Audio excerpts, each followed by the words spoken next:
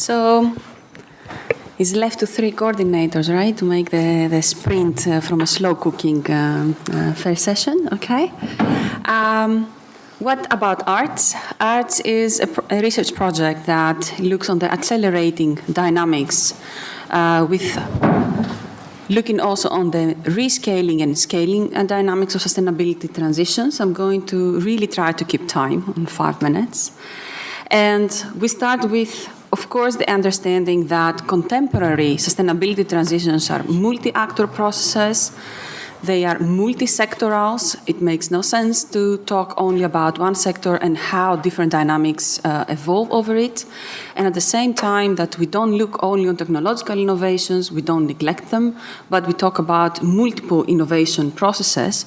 And this understanding requires a new governance approach, a new governance understanding of how to go about it.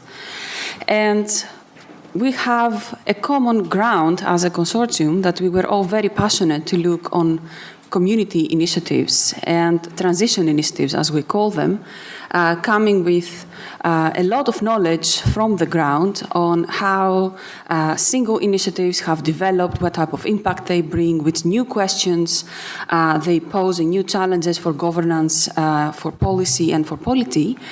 And we have seen that in a number of regions, this mushrooming development of initiatives asks new questions. So now what?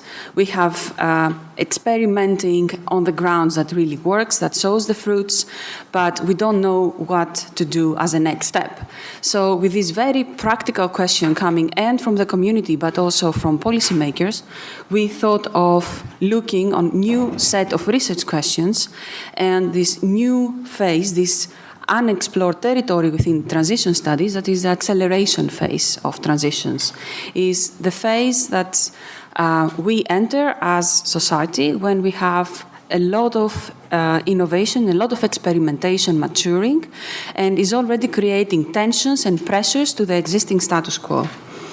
Our research mission with ARTS is exactly this, to unpack the acceleration dynamics of sustainability transitions by looking on city regions that they are in this dynamic state. And we do that by identifying mechanisms and local governance conditions that can explain, but also can empower and create these new governance arrangements. So we do take also an agency perspective, and we also propose a new conceptualization of the acceleration dynamics. For those familiar with transition studies, is a little bit the unexplored territory. The definition that exists from 2001, and also looking at a lot of governance scholarship within the transition studies, it amounts to the accumulation of changes and feedback loops. And we unpack this by looking on acceleration as a transition phase where the pace of change is changing. But at the same time, we look on where this pace of change can be traced in the ways of organizing, the ways of thinking, and the ways of doing. And we search this across multiple governance levels. We go away from the functional levels and we look more on governance processes. And we do this in 5 case study regions: Brighton, Budapest, Dresden, Stockholm, and Genk. They are most of them medium-sized cities with very daring local governments that they have a sustainability agenda that they want to see implemented. So there is a fertile ground for engagement, co-creation, and participation. But at the same time, they have established over the past years a tradition of local experimentation, as well as strong partnerships between the civil society and the public sector. Our research questions, no surprise, we look on mechanisms, but we also have a focus on strategies to facilitate which are the strategies that lie behind these mechanisms, and how can we then use this knowledge to actively create agendas for acceleration. So the project has this 2-step approach from exploratory research that builds in transdisciplinary research on the ground to also create agendas for acceleration that will be as leverage points for community and for policy. And looking on the time, and I know that we have also Markus Egerman that takes the torch for one more arts presentation this afternoon, I'm going to really quickly go through the definitions and the conceptual grounds. So we look on transition initiatives, and there is an amounting body of literature that talks about grassroots initiatives, and there's really a lot on also social movements. In our project, we look on transition initiatives that are locally based activities that drive environmental sustainability, and on existing systems in multiple ways. And these multiple dimensions that we are looking include infrastructure and technology, rules, norms, routines, and practices. So we don't only look on technological innovations that are being taken up and molded into the social fabric, and then how these constitute a new social movement, but we really have quite of a broad spectrum.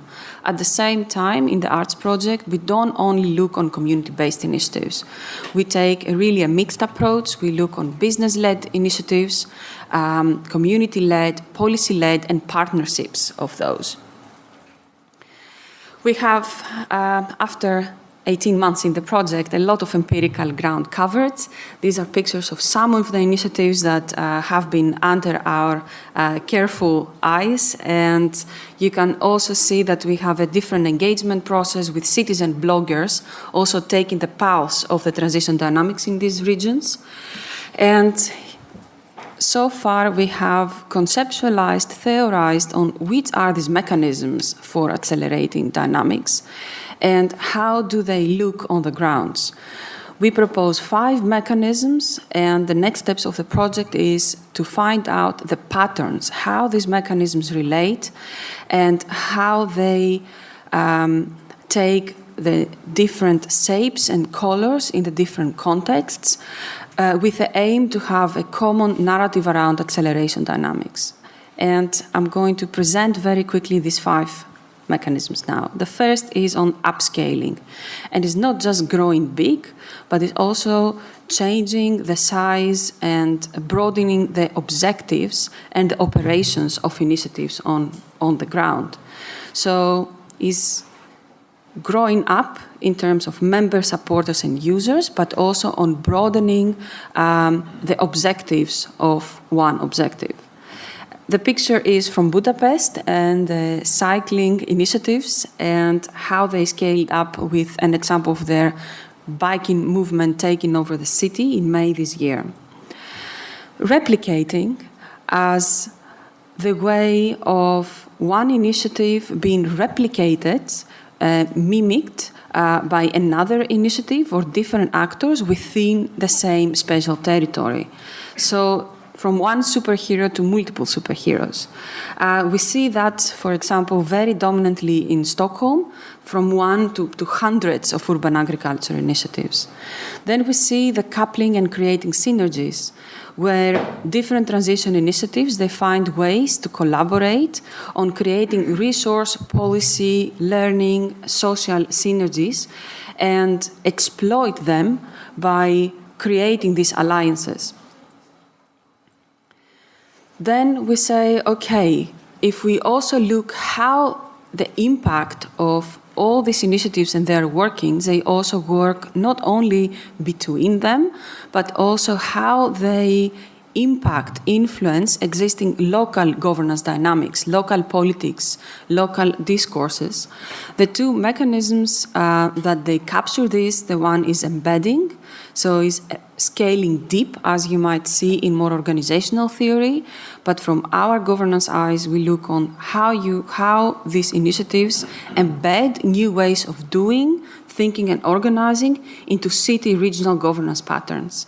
And we see that with the B plan in Genk, for example, that urban greening and urban agriculture initiatives, they created this multi-stakeholder initiative that inspired a cross-departmental approach in the city administration, so as to create a new platform for citizen engagement, but also on making and institutionalizing all the proposals and approach for this multi-stakeholder initiative into what is now the B plan. And the last mechanisms that we conceptualized and we also found empirical evidence is the mechanism of instrumentalizing, and is frequently seen as the riding the waves of change, how all these developments at national, subnational, even at European level, have been employed and utilized by these initiatives in order to strengthen, like to make their case in promoting and in anchoring new ways of doing, thinking and organizing. And the Bike Hub in Brighton is one example of how an initiative convinced the city in investing in biking infrastructure that is a valid option for the city, and they went from just creating these initiatives and creating movements into really withdraw and appropriate resources strategically into their operations. And with this, I have one more slide and I'm done. That research-wise, of course, we are halfway the project, and these are the 4 steps we are going to do in the future. We extend the cross-case comparative analysis. Markus is going to give you the first go that we have on it. We are going to identify strategies that initiatives employ. We are going to closely examine inclusivity, is one of the elements and key research questions that we have. But now how it is viewed, sustained or diminished in each city region, and a common lesson is yet not being well examined from us, is work in progress. And fourth, and definitely not least, to develop acceleration roadmaps for creating policy and community leverage points. Thank you.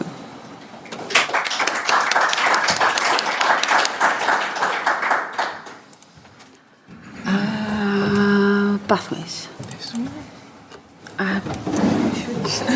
It's a musical chair. It's a musical chair. So, the other project is Pathways. So the aim of Pathways is to advance understanding of socio-technical transition pathways, leading to emergence of new technologies, institutions, behaviors and values. And in order to do, we want to reach integrated multiple scale and transdisciplinary chain of analysis with it. So the overall objective is to provide policymakers and other key stakeholders with better insights in ongoing and necessary transition pathways for key domains relevant for EU policy.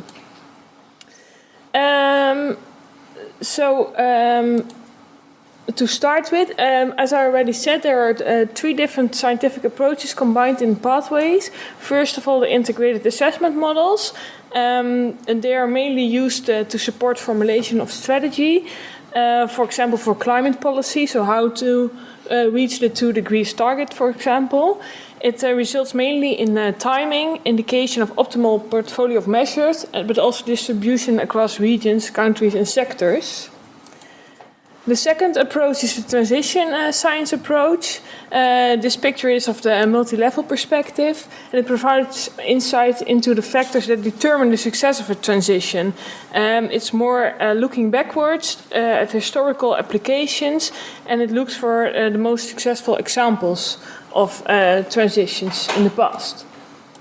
The third approach is the action-oriented research, in which case studies are tackled. Thereby we take behavior motivation of actors as a starting point, and questions addressed are like, do people respond to new information, policy and technologies as expected? Is there a rebound effect, for example? So originally, these 3 approaches are completely separated, and the ambitious goal of Pathways is to try to integrate them, or at least interact between these different approaches. Therefore, we had a look at the advantages and disadvantages of all 3 approaches. As I already said, the model approaches is a more aggregated analysis of many options. It's a quantitative approach, links really to the targets and the actions, so how to reach the goals. And it's also evaluating these options, and it's forward-looking. But on the other hand, it can be said that it's oversimplification. There's not much attention for actors or behavior. So, for example, an outcome can be like we need CCS, carbon capture and storage, in order to reach the 2-degree target. But yeah, there's no attention for what's happening in society on the level of actors. There might be an overfocus on economics, and there's limited attention for policy implementation.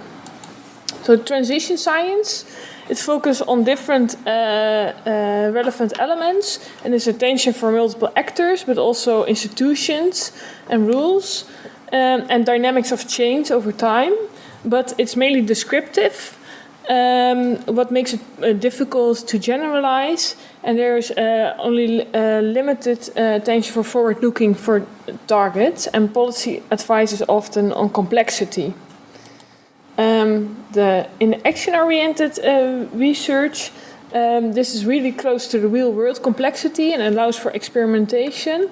It's more on the level of relevance for different stakeholders and implementation, but it's more short-term oriented and it's a limited link to wider context and is difficult to generalize.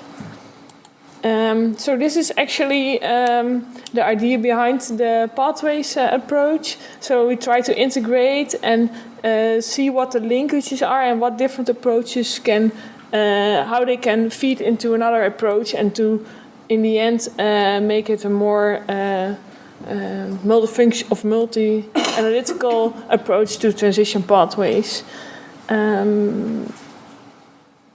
Yeah. So this is again a picture on the approach. So like it's about how to reach the goals, but also fed with the analysis based on the socio-technical transition studies and the participatory action research. We do that in different domains. So we look at the electricity domain, the heating and cooling domain, the mobility domain, agro-food system, and multifunctional land use and biodiversity domain. The goals we are looking at, it's already mentioned before that with innovation it's often about a product innovation or technological innovation, but in this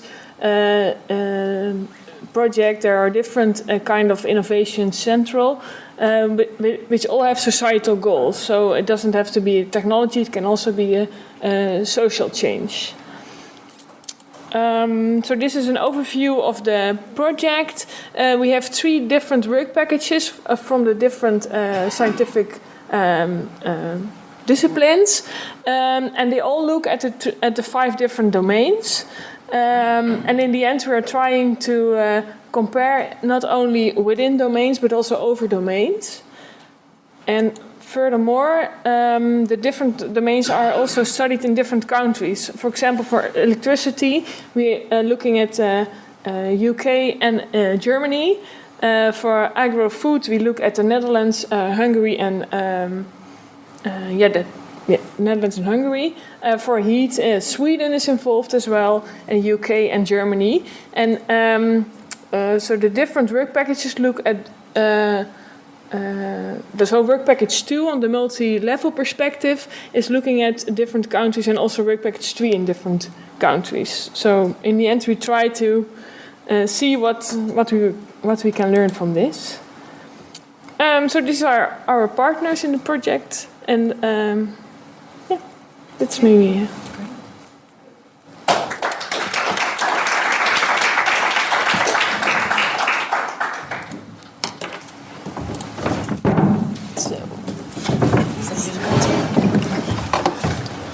Is it here? Yeah. Yes. We can do.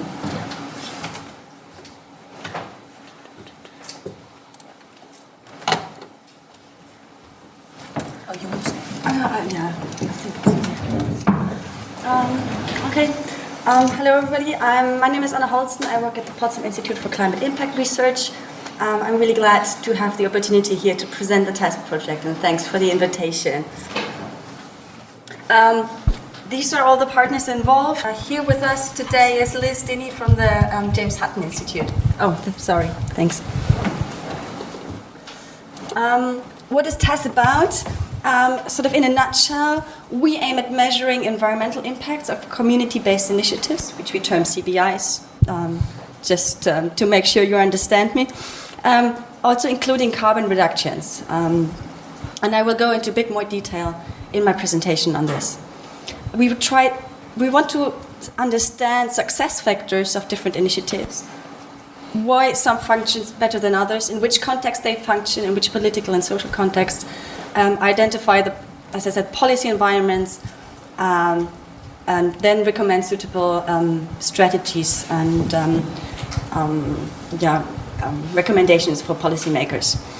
Also, we provide a web portal for visualization and for comparing impacts with the tools for self-assessment of different initiatives. So more initiatives than we have included in our project. So the challenge is also similar to the other projects, I think, to bring the natural and social science together. I come from the natural field. Liz is also more from the social science. So this is really the challenge. What have we achieved so far? Just to give you a brief overview about the main achievements, we have selected initiatives, 14 key initiatives, and more than 47 so-called supportive initiatives. I will go into a bit more detail in the next slide. They're distributed across Europe in 6 different regions where we are also work in. This is the Scottish region, Barcelona, Rome, Berlin. Then we have a region in Romania and in Finland. We have developed qualitative and quantitative questionnaires, cross-cutting between natural and social science, and ran interviews with the initiative to collect data. We've developed a framework to assess carbon reduction potential of our initiatives, based on the project protocol for carbon accounting. And as I said, I will go into detail on this in the next slides. We have achieved first calculation of emission reductions and also preliminary data on coding of qualitative analysis from the social science. Our interactive platform is running, and I guess it's well received by now. The website is sustainable-communities.eu. It's additional to a classical project website. It contains blogs, description of initiatives, and I think it's very lively already. So we have selected more than 60 case studies across the EU, as I've already mentioned. We ran over 100 interviews with these 60 initiatives, with a couple of hours each.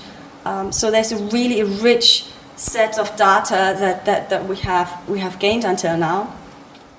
And these interviews were done with 1 or 2 representative persons of the community-based initiative. So the focus was on the initiative itself. With this rich data set, we will assess the environmental impacts of these initiatives, focusing also on the carbon reductions, identify typologies of different initiatives, their innovation potential, examine the local context, the social network, political context. Topics like community activism and equity always play a role, and many other research questions we have on our mind, which I will not go into detail now. And then we have a further set of 14 key case studies, which are within this other set, where we have run 116 additional interviews, very, very detailed interviews, qualitative, using qualitative questionnaires, so open questions, done by our group of social scientists, with members of the initiative, but this time also with stakeholders, so getting also this outside perspective. The idea is to understand in more detail for this set of initiatives the success factors and constraints of transitions, identify their trajectories, processes, institutional context, and impact. And of course include literature reviews.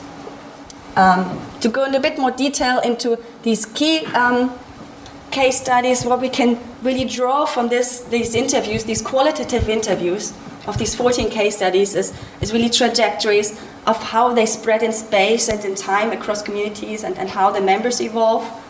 Identify the processes which favor them or which present barriers.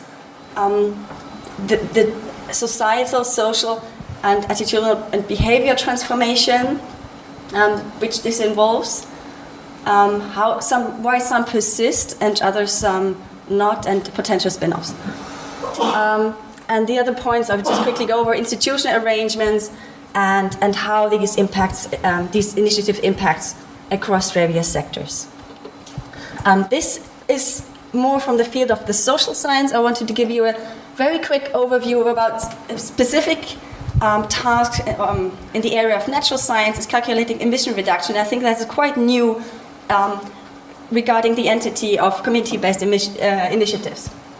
So our challenge is to quantify the carbon emissions of activities, and for this we split them up into relevant activities they do. So one initiative could have multiple activities. One could be growing food plus producing electricity because they have a solar panel. So this is our sort of a structure, a framework behind. We're looking at 4 different domains: transport, waste, food, and energy. Oh, sorry. And just to very quickly give you the idea, we want to quantify the reduction of carbon. So we're not presenting a full carbon footprint of the initiative, but to reduce complexity, we compare the emissions of the activity with a scenario where the activity would not exist. So an initiative growing food, for example, would be compared to people going to a supermarket instead of buying food.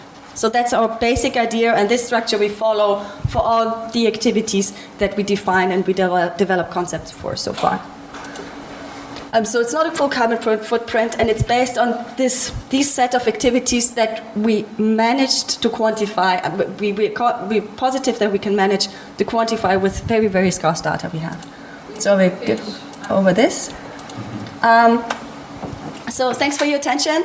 If you want to listen more to what we're doing in the TESS project, we've just finished our video. It's posted on our website. Have a look. It's only 3 minutes. Thanks.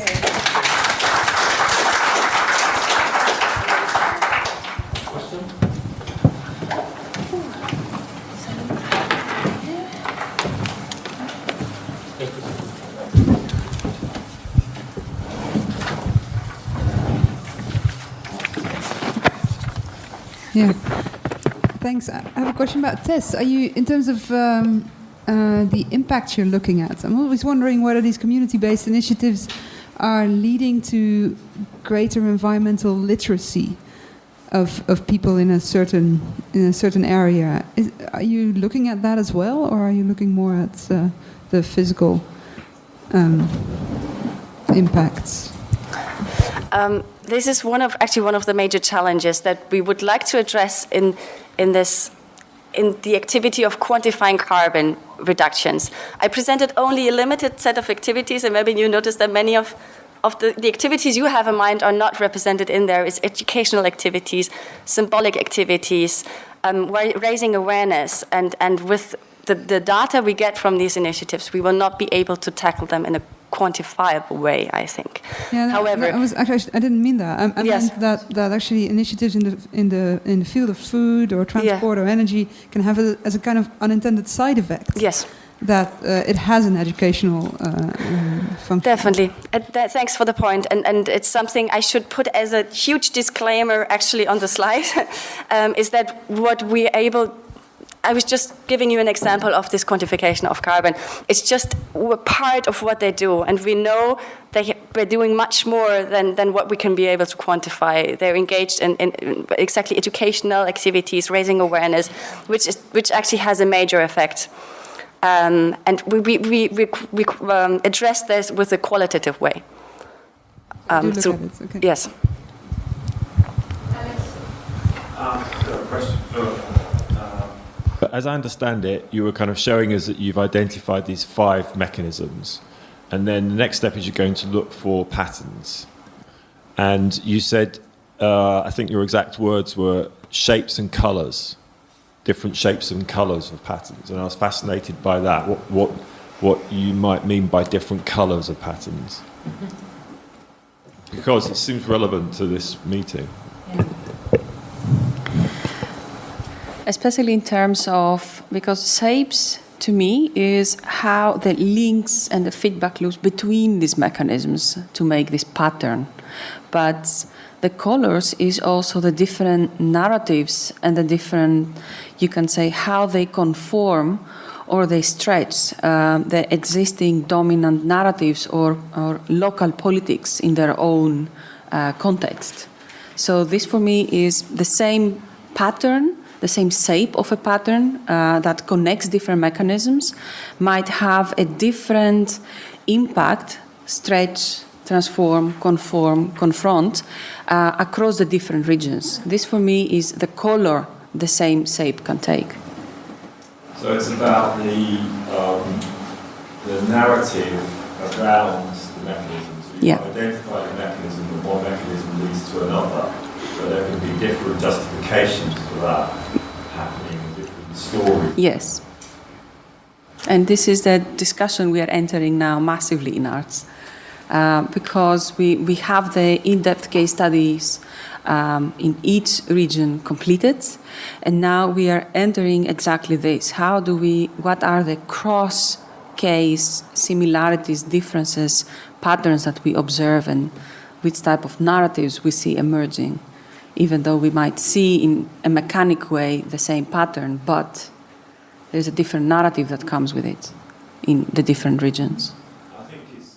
I like it because the 5 mechanisms provides a way of hugely simplifying the complexity, and then the basic idea of the shape of patterns is a hugely simplifying it as well. And then by bringing in colours, you're allowed to complement that with a much richer qualitative analysis. We have to give a justification of the acronym of the project. It's ART. So it's the art of simplifying and complexifying at the same time, the acceleration dynamics. Okay, thank you very much. Thank you. Thanks a lot. Thank you.